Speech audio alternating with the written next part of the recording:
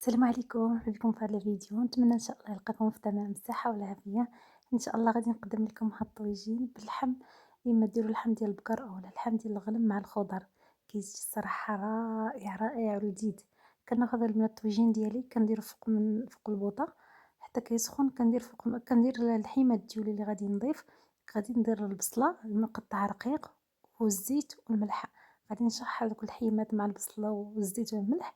بعد غادي نضيف التوابل، غادي نضيف الحرقوم بلدي، غادي نضيف التحميره، غادي ندير الابزار، غادي نضيف القزبر يابس مطحون، شويه ديال السكينجبير، واللي بغات دير شويه ديال القرفه لكم الاختيار. صافي البنات، وكنشحرهم مع بعض مزيان. كندير قزبر ومعدنوس، كنشحر الكل.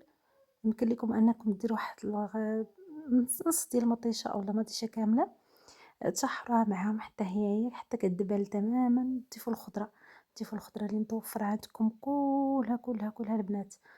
صافي كتمرقوا عليه وكتنقصوه عليه وتخليوه يطيب على خاطرو.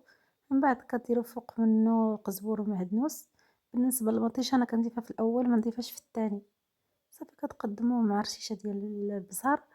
ونتمنى ان شاء الله ينال الاستحسان ديالكم ويعجبكم. وبطبيعه الحال عجبكم محتوى القناه ما تنساوش ديروا لايك. اشتركوا معايا في القناه، تفعلوا زر الجرس. السلام عليكم ورحمه الله تعالى وبركاته.